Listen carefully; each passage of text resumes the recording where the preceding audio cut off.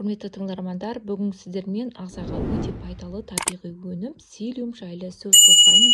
Бұл не, қайдан алынады, қандай пайдасы бар, қалай қолданамыз? Барлығы осы видеода соңына дейін қарасаңыздар, өте түсінікті айтылатын болады. Видеоның соңына дейін қарап, маған тіркеліп, подписаться кнопкасын басып, өз ойларыңызды жаза отырыңыздар. Псилиум бұл подорожникке ұқсас тұқымдастардың бірі. Бұл плантаго овата деген өсімдіктің тұқымдасының қабығы болып табылады.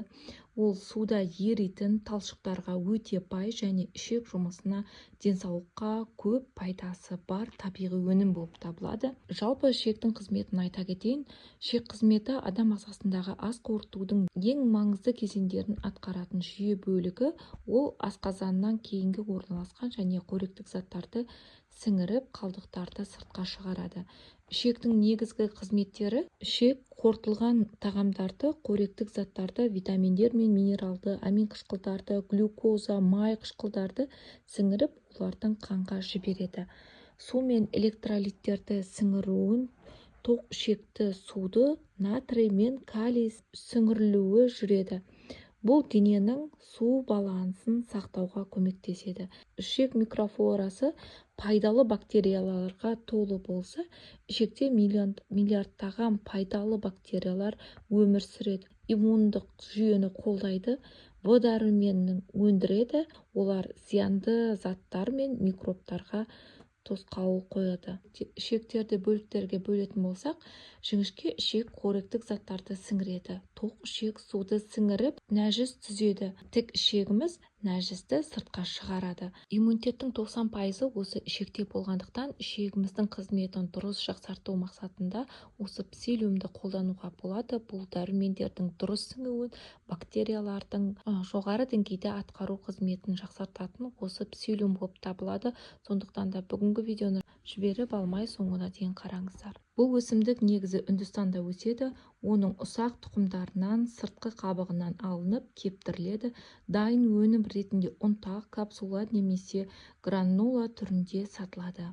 Бұл өсімдіктің пайдасы қандай десеңіздер, іш қатуды жояды. Қандағы қант немесе холестерин деңгейін реттейді.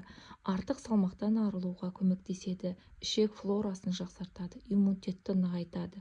Өте пайдалы табиғи өнімдердің бірі болып табылады. Псилиум бұл адамның ағзасында қорытылмайтын, бірақ ішектегі пайдалы бактериялар, яғни пробиотиктер үшін қорек көзі болып табылатын заттар. Яғни пробиотиктер пайдалы ішек микрофлорасының өсуі мен белсенділігін арттыратын табиғи тағамдық талшықтар. Пребиотиктердің негізгі қызметі ішек флорасын жақсартады, пайдалы бактериялардың көбеюіне көмектеседі, зиянды бактериялардың өсуін тежейді, иммунитетті күшейтеді. Ішектегі сау микрофлора жалпы иммундық жүйенің дұрыс жұмыс істеуіне тікелей әсер етеді. Ас қорытуды жақсартады, қоректердің сіңуіне, ішек қозғалысына көмектеседі. Қабынуды азайтады, созылмалы ішек ауруларының алдын алып, немесе жеңілдетеді. Қорыту жүйесін жақсартады, іш қатуды жояды. Псилиум су сіңіріп, нәтижесінде нәжістің көлемін ұлғайтады және оны жұмсартады.